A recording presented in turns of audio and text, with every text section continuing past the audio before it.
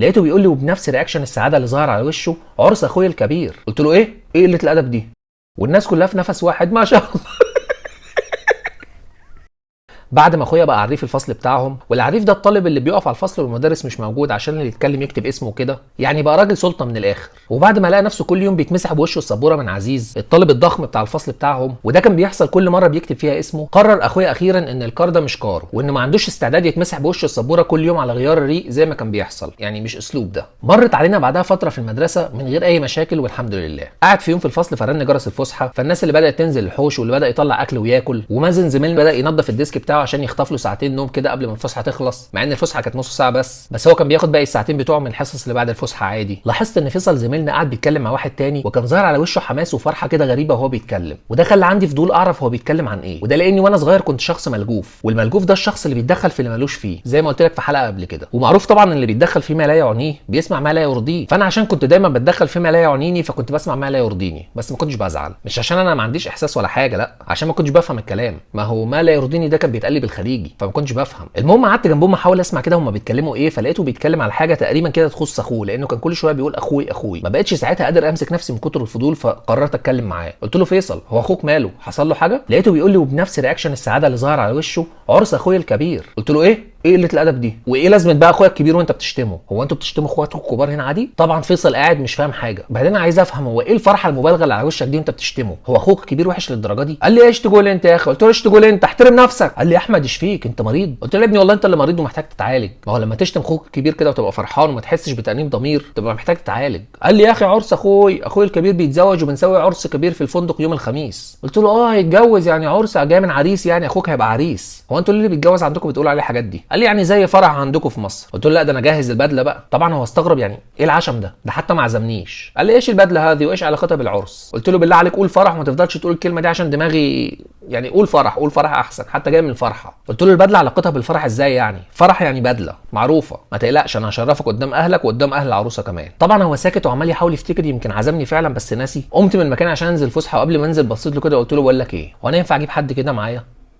قبل ميعاد الفرح بيوم واقف قدام الدولاب انا واخويا بنفكر هنلبس ايه ده؟ احنا ما عندناش بدل اساسا، وده لان ما كانش ليها اي استخدام وقتها في الخليج. طب هنعمل ايه في الحوار ده؟ دخل ابويا علينا قال لنا: بتعملوا ايه؟ قلنا له على قصه الفرح دي. قال لنا: بس بدلتكم عندي. ابويا كان عنده حل لكل حاجه تقريبا. راح الدولاب بتاعه راح مطلع لنا صف قمصان وبدل قد كده كانوا بتوع الشغل بتوعه، كانوا حلوين طبعا بس كلهم كبار. بدا ابويا يدور في البدل القديمه بتاعته ايام ما كان عريس جديد كده عشان المقاس يكون اصغر شويه، وبالفعل طلع لنا بدلتين نفس الشكل ونفس اللون وقال لنا: خدوا قيسوا. دخلنا لبسنا البدل وخرجنا وكنا شبه فطوطه بالظبط احنا الاثنين، واخويا عشان كان جسمه اصغر مني شويه فكان ساقط جوه البدله بتاعته، لدرجه اننا بدانا نسال عليه ونشوف هو اتاخر جوه ليه وهو واقف جنبنا، بس كان جوه البدله مش شايفينه، كنا فاكرين البدله متعلقه على الشماعه. طبعا عقلنا كان رافض تماما المهزله اللي بتحصل دي، بس تاثير الاشارات المغناطيسيه اللي بترسلها الام لما بتقول كلام ايجابي 100% منه كده كان تاثيره عامل زي السحر علينا. قعدت طبعا تقول: ما شاء الله ايه الجمال ده والشياكه دي والحلاوه دي، وكان كل ما تقول كده البدل بتصغر علينا وتحلو لحد ما بقت مظبوطه علينا كانها متفصله لينا بالظبط. وكل ده كان في خيالنا بس، لكن في الواقع كنا شبه فطوطه زي ما احنا. قلعنا البدل وعلقناها، وتاني يوم في المدرسه قابلت فيصل قال لي: لا تنسى العرس بكره. قلت له: عيب عليك. قال لي: جهزت ثيابك؟ قلت له: بص هبهرك، ومش انا بس، ده انا واخويا. يوم الفرح بدانا نلبس انا واخويا ونزلنا، وابويا نزل معانا عشان يوصلنا، واتحركنا على الفندق اللي فيه الفرح. وصلنا القاعه ودخلنا مكان كبير جدا مليان رجاله بس، وده لان الافراح هناك كانت الرجاله في قاعه والستات في قاعه وما بيشوفوش بعض طول الفرح. طبعا انا واخويا ماشيين جوه البدل كانت تشوفها من بره تحس انها طايره، بس احنا كنا جواها. كل الناس حوالينا عماله تبص لنا واحنا ماشيين مش سامعين في وداننا غير جمله واحده بس عماله ترن: ايه الشياكه دي، ايه الجمال ده، ايه الحلاوه دي بتاعت امي. وكل ما كان صوتها بيرن في وداننا كنا بنزداد فخر وكبرياء وثقه، بس كنا في نفس الوقت مستغربين هو ليه ما حدش لابس بدله غيرنا. كل الرجاله حوالينا كانوا لابسين جلاليب بس غريبه. واحنا ماشيين قابلنا راجل كبير في السن شويه، عرفنا بعد كده ان هو ابو فيصل وابو العريس اللي هو اخو فيصل الكبير. اول ما الراجل شافنا قال لي: انت راح جيب البيبسي، وبص لاخويا قال له: وانت راح جيب السحور، يلا. هو تقريبا افتكرنا جرسونات شغالين في المكان. قلت له: لا حضرتك فاهم غلط. لقيته بدا يزعق ويقول لي: يلا حرك. اخويا جنبي هيبدا يعيط ويقول: اصل احنا مش من هنا ومحتاجين فلوس نروح بلدنا، لقينا فيصل جاي علينا. راح اخويا جاري عليه وحضنه. فيصل قال لابوه ان احنا اصحابه ومصريين وكده. فجاه لقينا ابوه ملامحه اتغيرت ونبره صوته كمان اتغيرت، وقعد يضحك ويقول: ما شاء الله مصريين ما شاء الله. في ايه يا عم، هو احنا جايين من الفضاء ولا ايه؟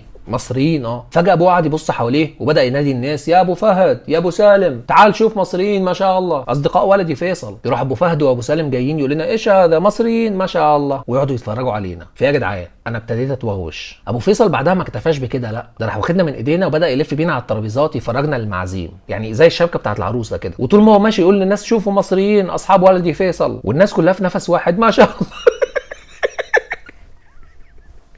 هو في ايه؟ انا مش عارف المفروض احس بفخر ان انا مصري ولا احس بخوف من اللي بيحصل. واحد من ضمن الناس اللي كانوا بيتفرجوا علينا لانها جه وقف جنبنا وراح قايل لنا: انا خال فيصل. قلت له: اهلا وسهلا. لقيته بيقرب عليا، قلت عادي هيسلم عليا زي الناس اللي بيسلموا على بعض وبيبوسوا بعض، بس ده لقيته دخل عليا بوشه وعمال يقرب. دلوقتي مش لازم يبقى فيه فخر خالص، دلوقتي في خوف بس. وهو عمال يقرب كان عمال يقول لي: خشم خشم. وخشم دي اللي هي المناخير، ودي كانت طريقه السلام في الافراح في الخليج، كان الناس بيسلموا على بعض خشم في خشم، يعني مناخير في مناخير. انا طبعا ما كنتش فاهم ده. المهم بدا يقرب عليا وانا ابعد وهو يقرب وانا ابعد، وفضلنا نرجع لورا كده كام متر كاننا كنا بنرقص، وهو عمال يقول: خشم خشم، انا خال فيصل. قلت له: خاله يا عم على عيني وراسي بس مش الدرجه دي، انت عايز ايه يا عم انت؟ المهم لما لقاني مش فاهم الحوار قعد يضحك، راح يقرب على اخويا ويقول له: خشم. اخويا قعد يضربه بالبوكس وهو يضحك وابو فيصل يضحك وكل الناس اللي كانوا شايفين الحوار ده قعدوا يضحكوا. جرينا بعيد انا واخويا ناخد نفسنا ونستوعب اللي حصل، لانه كان فوق احتمال عقلنا. لقينا ترابيزه فاضيه رحنا قاعدين عليها، واحنا قاعدين كده لقينا راجل كبير جاي يضحك ويقول لنا: ما شاء الله انتوا المصريين. يا دي النيله يا عم، ايوه احنا. راح قايل لنا: انا خال فيصل.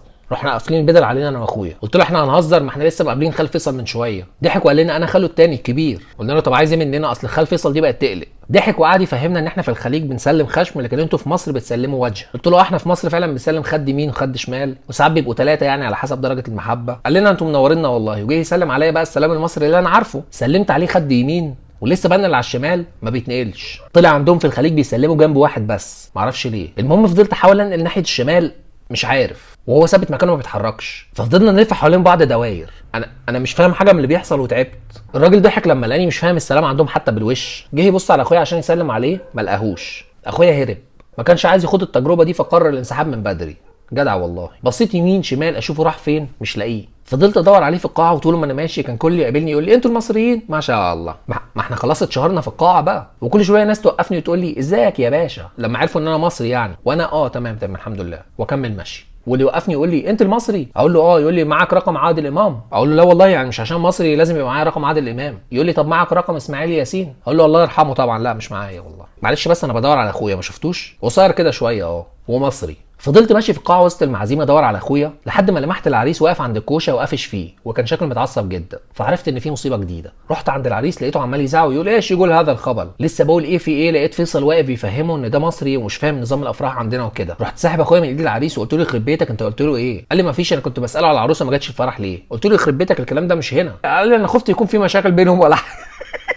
قلت له: بقول لك ايه، يلا يا عم نروح، انا خايف ومش فاهم حاجه من اللي بتحصل حوالينا. واحنا ماشيين لانهم بينزلوا الاكل، والاكل هناك في الافراح كان من اهم مظاهر الاحتفال، يعني كل ما تفرح اكتر نزل اكل اكتر، فالاكل حوالينا كان كميات كبيره جدا. اخويا قال لي: طب ايه مش هناكل؟ افتكرت قصه الاكل بالايد وان مفيش معالق، واكيد ابو فيصل واصحابه هيجوا يتفرجوا علينا واحنا بناكل عشان يشوفوا المصريين بياكلوا ازاي، وبعدها يتفرجوا علينا واحنا بنغسل ايدينا عشان يشوفوا المصريين بيغسلوا ايديهم ازاي، ويفضلوا طبعا يقولوا: ما شاء الله ما شاء الله. فهي مش طالبه فرهده الصراحه. قلت له: لا مش هناكل، يلا نروح. ومشينا حتى من غير ما نسلم على فيصل، وبالفعل روحنا البيت. واول ما قعدنا على السراير نمنا من كتر التعب ومن تاثير الصدمات المتتاليه اللي خدناها ورا بعض في دماغنا. انا افتكر تاني يوم الصبح اخويا قال لي انه ما عرفش ينام لانه فضل طول الليل يحلم بخشم كبير بيجري وراه عايز يشفطه. ومن وقتها قررنا ان احنا مش هنحضر عرس تاني في حياتنا. نحضر فرح ممكن، لكن عرس مستحيل. سلام.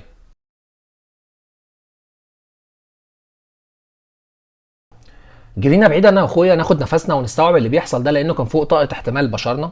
ايه اللي انا بقوله ده؟ انا ليه بقول كلام غريب؟